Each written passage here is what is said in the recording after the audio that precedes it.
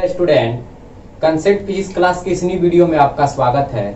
आज हम लोग इस वीडियो में सेल के टर्मिनल विभवांतर विद्युतवाहक बल तथा आंतरिक प्रतिरोध के बीच रिलेशन दिखाएंगे और यहाँ हम जानेंगे कि कैसे आपका जो विद्युतवाहक बल जो होता है टर्मिनल विभवांतर से बड़ा होता है, कैसे टर्मिनल विभवांतर विद्युतवाहक बल से क्या होता है, बड़ा होता है। यानी जो बैक वाला वीडियो है उसमें पढ़े थे कि टर्मिनल विभवांतर कब बड़ा होता है विद्युतवाहक बल से और विद्युतवाहक बल कब बड़ा होता है टर्मिनल विभवांतर से। इसी को हम आज प्रूव करेंगे और इनके बीच हम रिलेशन भी दिखा देंगे।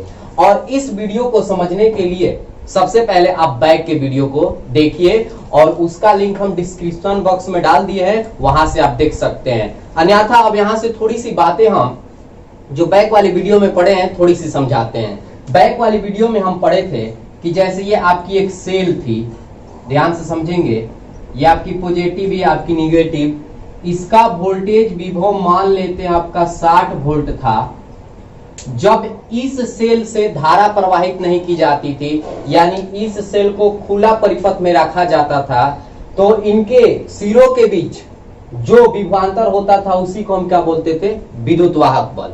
यानी जब इससे हम धारा प्रवाहित करते थे, जैसे ये पॉजिटिव हो गया ये निगेटिव हो गया, जब इससे धारा प्रवाहित करते थे यानी सेल को हम एक बंद परिपथ के अंतर्गत रखते थे, तो यहाँ जो एक बल्ब लगी रहती थी, ध्यान समझिएगा, बैक वाली वीडियो में पढ़े हैं, तो यहाँ आपकी 60 वोल्ट थी, तो यहाँ मेजर करने पर 55 वोल्ट आ रहा था। यानी 5 वोल्ट का क्या हो जाता था, लॉस हो जाता था, विभव का पतन हो जाता था। और वह विभव का पतन कहाँ होता था, सेल के अंदर जो विद्युत अपघट्य होते हैं वहां विद्युत धारा के प्रवाह में बाधा डालता है। और विद्युत धारा के प्रवाह में वहां बाधा इसलिए डाली जाती है कि वहां एक रेजिस्टेंस होता है विद्युत अपघट्य का, और उस रेजिस्टेंस को हम पढ़ते हैं स्मॉल आर, जिसको हम बोलते थे इंटरनल रेजिस्टेंस, जिसको हम क्या बोलते थे, आंतरिक प्रतिरोध। तो देखिए इतनी बातें तो हम लोग बैक वाली वीडियो में समझ चुके थे। अब मुझे यहां से क्या करना है, संबंध दिखाना है। तो इस बात को ध्यान समझिएगा। देखिए मैं आपको एक यहां से ट्रिक बताऊंगा कैसे इसमें रिलेशन दिखाया जाता है, पूरे वीडियो में बने रहिएगा। जैसे देखिए इसको संबंध दिखाने के लिए सबसे पहले हम एक सेल लिए, ध्यान से समझेंगे, ये पॉजिटिव हो गया ये निगेटिव हो गया, और इस सेल के अंदर ये एक इंटरनल रेजिस्टेंस लगा हुआ है जिसे हम स्मॉल आर से सूचित करते हैं। और यहां से एक करंट फ्लो कर रही है, ये आपका कुंजी हो गया, यहां से करंट फ्लो हो रहा है आई, इस प्रकार आया। और इसको एक वाह प्रतिरोध जिसको हम बोलते हैं कैपिटल आर के सिरों से क्या कर दिया गया है, जोड़ दिया गया है, और यहां से ऐसे गई, ध्यान से समझेंगे। और ये सेल की आपकी अंदर वाली पोजीशन है, इसको ऐसे बना देते हैं। और इस सेल का जो करंट इस प्रकार फ्लो हो रहा है, और इस सेल का जो विद्युतवाहक बल है उसको मैं मान लिया क्या है, ई है, ध्यान से समझेंगे। इस सेल का विद्युतवाहक बल क्या है, ई है। देखिए इसमें संबंध को दिखाने के लिए करना क्या होता है, सबसे पहले हम निकालेंगे कि ये सेल ऊर्जा व्यय कितना किया, कितना ऊर्जा दिया टी सेकेंड में। इतना निकालने के बाद जो ये आपका वाह प्रतिरोध है जिसको हम कैपिटल आर बोल रहे हैं, इसके सिरों के बीच मैं मान लिया कि विभवांतर क्या है, भी है। जब धारा प्रवाहित की जा रही है तो भी है, तो यहां हम जो वाह परिपथ है वहां हम क्या निकालेंगे, ऊर्जा निकालेंगे। सबसे पहले सेल द्वारा दी गई ऊर्जा निकालेंगे, इसके बाद यहां ऊर्जा निकालेंगे। और जो ये आपका इंटरनल रेजिस्टेंस है, यहां विभव का क्या होगा, पतन होगा। तो मैं मान लिया कि यहां जो विभव का पतन हो रहा है वो कितना हो रहा है, v' हो रहा है। तो सेल के अंदर हम ऊर्जा का मान निकालेंगे, ध्यान समझ लीजिए। सबसे पहले सेल जितना ऊर्जा व्यय किया उसको निकालेंगे, इसके बाद ये बाह्य परिपथ जो है उस पर निकालेंगे हम ऊर्जा का मान, इसके बाद सेल के अंदर। और उसके बाद क्या करना है, ऊर्जा संरक्षण के सिद्धांत से चल जाना है, क्योंकि ऊर्जा संरक्षण के सिद्धांत से हमें पता है कि ऊर्जा को ना तो उत्पन्न किया जा सकता है ना ही नष्ट किया जा सकता है। यानी ये सेल जितना ऊर्जा व्यय करता है उतना ही यहां और यहां जो ऊर्जा आ रही है उसके योगफल के क्या आएगा, बराबर आएगा, और मेरा रिलेशन आ जाएगी। बहुत सिंपल सी बात है। तो सबसे पहले हम इसको लिखेंगे कैसे, तो लिखेंगे माना कि, यहां से स्टार्ट करेंगे हम लोग, यहां से ध्यान से समझिएगा, माना कि किसी सेल का विद्युत वाहक बल E है तथा आंतरिक प्रतिरोध स्मॉल r है। यहां लिखेंगे कैपिटल R प्रतिरोध, कैपिटल R प्रतिरोध के छोरों से जोड़ा गया है, जोड़ा गया है, ध्यान समझिएगा, कैपिटल R प्रतिरोध के छोर से जोड़ा गया है तथा प्रवाहित होने वाली धारा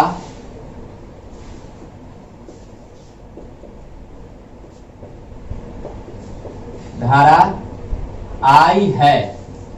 तो अब यहां से ध्यान से समझेंगे, प्रवाहित होने वाली धारा क्या है, I है। तो पुनः समझ लीजिए, माना कि किसी सेल का विद्युतवाहक बल E है तथा इसका इंटरनल रेजिस्टेंस स्मॉल r है जो सेल के अंदर है, R प्रतिरोध के छोर से जुड़ा गया है, यानी बाहर प्रतिरोध में हम चले गए, और तथा प्रवाहित होने वाली धारा I है। तो यहां से लिख रहे हैं t सेकेंड में, तो t सेकेंड में ध्यान से समझिएगा, t सेकेंड में सेल द्वारा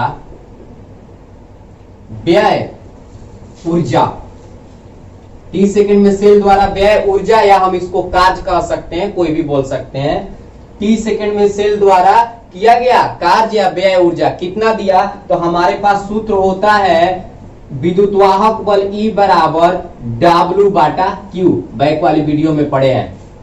विद्युतवाहक बल E बराबर W बाटा Q, W मतलब कार्य या Q मतलब आवेश। तो अगर मुझे यहां से W निकालना होगा, कार्य या ऊर्जा उसी को बोलते हैं, तो W बराबर क्या हो जाएगा, EQ। इस बात से आप सहमत हैं, E बराबर W बाटा Q, तो W बराबर क्या हो जाएगा, EQ। अब यहां से लिखेंगे, हम जानते हैं कि Q का जो सूत्र होता है वह होता है IT, आवेश बराबर धारा गुने समय। तो हमारे पास W बराबर सूत्र क्या आ जाएगा, EIT। कोई दिक्कत, यानी जो सेल है वो कितना ऊर्जा व्यय किया, कितना कार्य किया, EIT। अब यहां से आगे बढ़ते हैं, अब यहां से लिखते हैं जब अब इसमें आएंगे बाह प्रतिरोध में, बाह सर्किट में।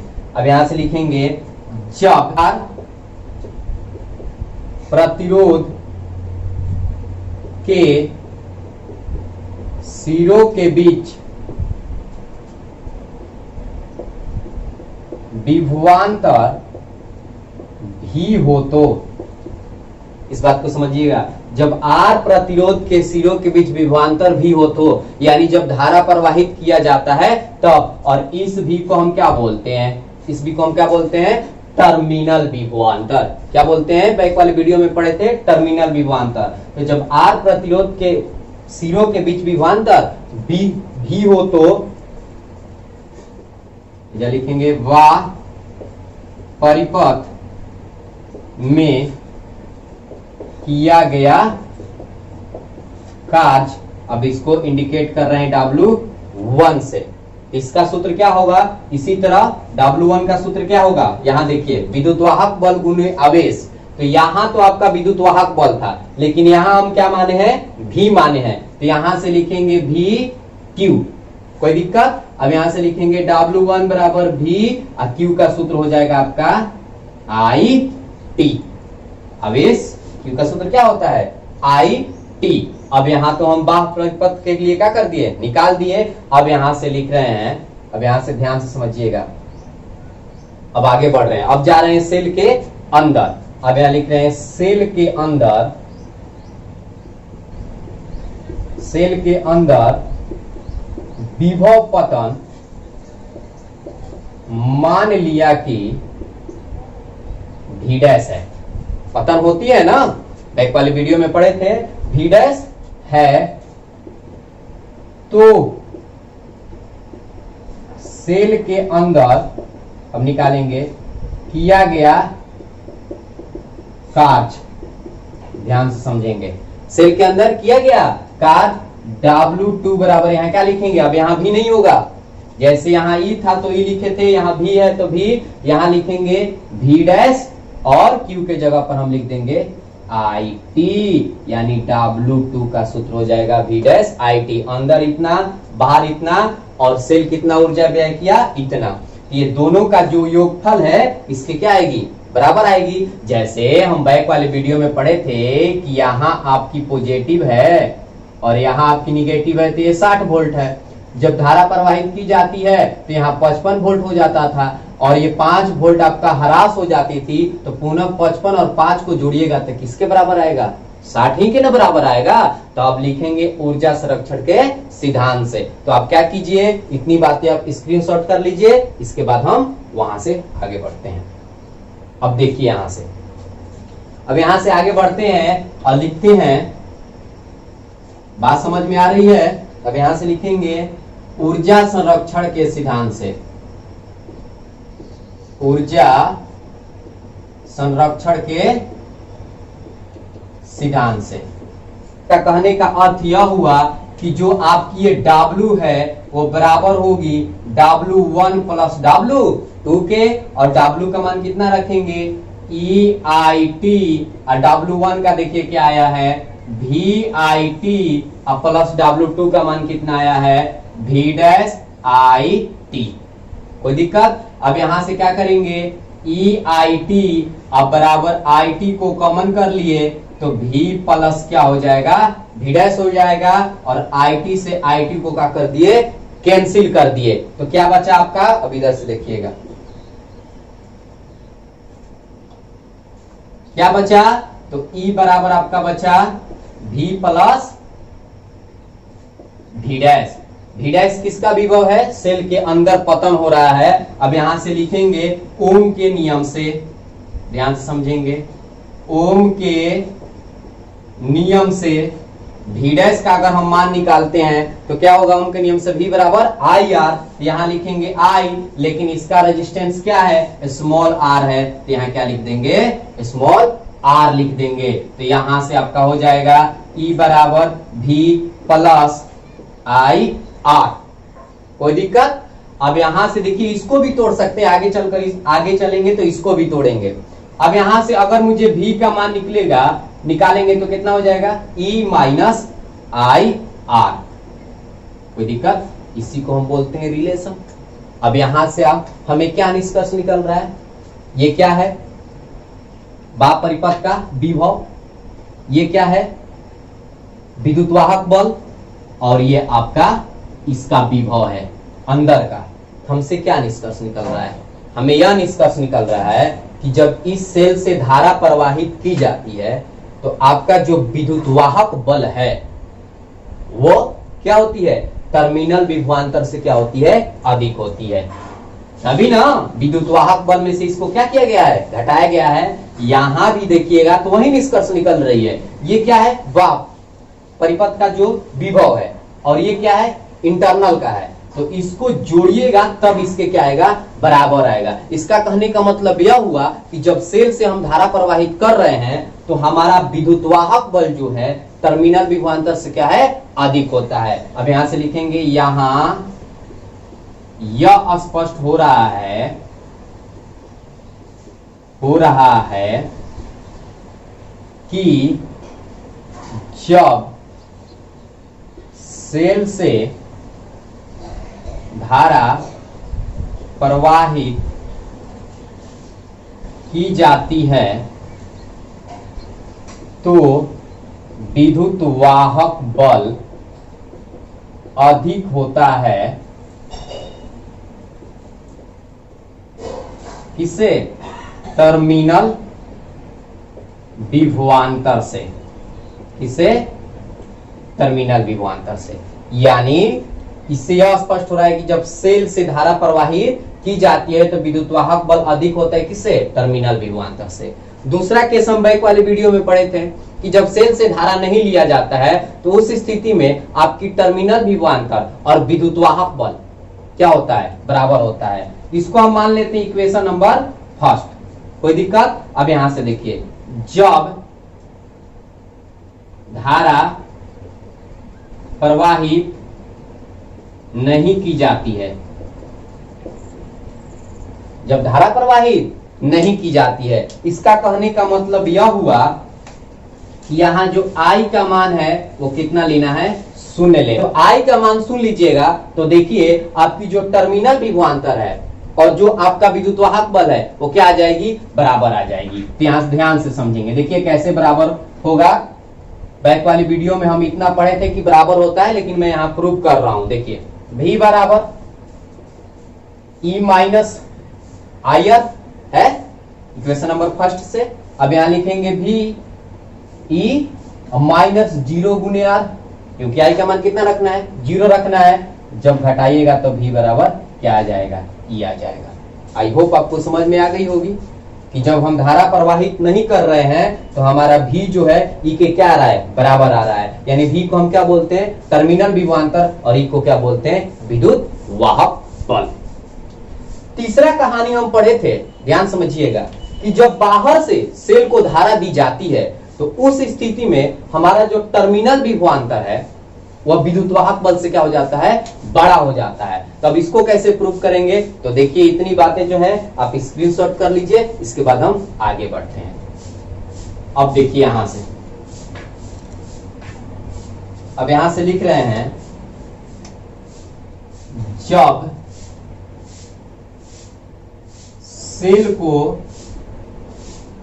धारा दी जाती है तो हमारे पास सूत्र क्या है? देखिए V बराबर E माइनस IR है। यहां ध्यान समझिएगा, जब सेल को धारा दीजिएगा तो जो I है उसका मान निगेटिव लेना है। अब क्यों निगेटिव लिया जाता है? ध्यान समझिएगा, यहां I का मान निगेटिव इसलिए लिया जाता है कि कोई भी व्यक्ति अगर आपसे कर्ज लेता है तो वो क्या हो जाता है? ऋण हो जाता है। वो क्या हो जाता है? ऋण हो जाता है। तो इसी तरह जब हम बाहर से इसको धारा देंगे तो धारा का मान किस में लेना होगा? हमें निगेटिव में लेना होगा। इसका कहने का मतलब सेल बाहर से क्या कर रहा है? धारा ले रहा है। तो इस केस में आपकी V बराबर सूत्र क्या हो जाएगा? E माइनस पहले से है और I को भी हमें माइनस लिखना है, समझ रहे हैं, इंटू R। जब हल कीजिएगा तो माइनस माइनस आपका क्या हो जाएगा? प्लस हो जाएगा। अब यहां से यह निष्कर्ष निकल रहा है कि जो आपका टर्मिनल विभवांतर है वह विद्युत वाहक बल से बड़ा है, क्योंकि इसमें जोड़ रहे हैं IR को, तब ये V के क्या आ रहा है? बराबर आ रहा है। तो यही बात लिख रहे हैं। इससे यह स्पष्ट हो रहा है, इससे यह स्पष्ट हो रहा है कि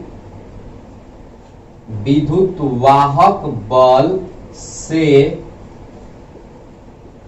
टर्मिनल विभवांतर अधिक है। कोई दिक्कत? तीनों बातों समझ में आ गई। धारा प्रवाहित कीजिएगा तो आपका विद्युत वाहक बल बड़ा होगा टर्मिनल विभवांतर से। जब धारा प्रवाहित नहीं कीजिएगा तो टर्मिनल विभवांतर और विद्युत वाहक बल क्या होंगे? बराबर होंगे। और जब बाहर से सेल को धारा दीजिएगा तो उस केस में टर्मिनल विभवांतर विद्युत वाहक बल से क्या हो जाएगी? अधिक हो जाएगी। कोई दिक्कत? अब देखिए हम और आगे बढ़ रहे हैं। अब यहां से देखिए, ध्यान से समझेंगे।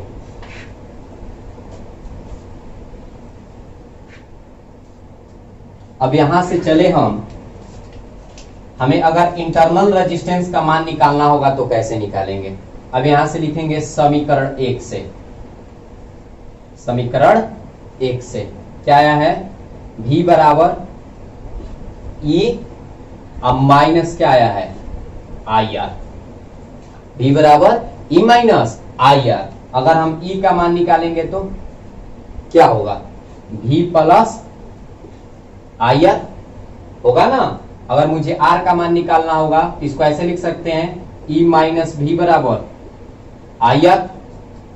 भी पॉजिटिव है, इधर आएगा तो क्या हो जाएगा, निगेटिव हो जाएगा। कोई दिक्कत? अब यहां से अगर मुझे R का मान निकालना होगा, R बराबर तो क्या हो जाएगा E माइनस भी, अब बाटा में आपका क्या हो जाएगा, I हो जाएगा। R बराबर क्या हो जाएगा, E माइनस भी, बाटा में I। अब देखिए और आगे बढ़ते हैं। अब यहां से I का मान निकालते हैं तो हमारे पास सूत्र होता है ओम के पुनः नियम से, तो V बराबर क्या होता है, अब यहां लिखेंगे I, बा परिपथ में गए, V बराबर आई आर। तो यहां से I का अगर मुझे मान निकालना होगा तो क्या हो जाएगा बताइए, V बटा में R। क्योंकि देखिए यहां आपका इंटरनल रेजिस्टेंस लगा हुआ है तो I का सूत्र हम छोटा r लेकर नहीं बनाएंगे, बात समझिएगा। कोई दिक्कत? अब यहां से हम I का मान रखते हैं तो R बराबर क्या हो जाएगा, E माइनस भी, अब बाटा में आपका I का मान हो जाएगा V बटा R। क्या हम इसको ऐसे लिख सकते हैं, देखिए तो R, अब ये देखिए मेन बाटा के ऊपर कितना है, एक, नीचे कितने हैं, दो, तो नीचे वाला किस में जाता है, पहला में। तो इसको हम ऐसे लिख सकते हैं R E माइनस भी, अब बाटा में क्या हो जाएगा V। अब इसको अलग अलग कर देते हैं, R E बाटा में भी, अब माइनस V बाटा में V, और इसको क्या कर दिए, कटा दिए, तो स्मॉल r बराबर कैपिटल R इंटू हो जाएगा E बाटा V माइनस 1। कोई दिक्कत? ये आपका किसका हो गया, इंटरनल रेजिस्टेंस का मान हो गया। आई होप आपको समझ में आ गई होगी। इसके बाद और आगे हम बढ़ते हैं, ध्यान समझिएगा। अब इसके बाद हम और आगे हम बढ़ रहे हैं। अब पुनः हम समीकरण 1 से चलेंगे। पुनः यहां लिख रहे हैं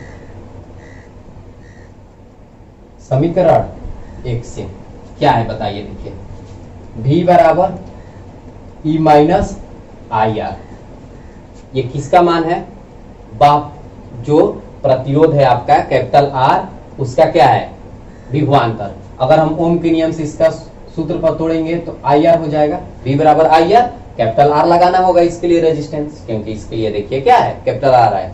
बात समझ में आ रही है? बराबर यहां हो जाएगा E माइनस आई आर। इसलिए E बराबर अगर निकालेंगे तो क्या हो जाएगा, आई आर अब प्लस आई आर, यानी कैपिटल R स्मॉल r। कोई दिक्कत?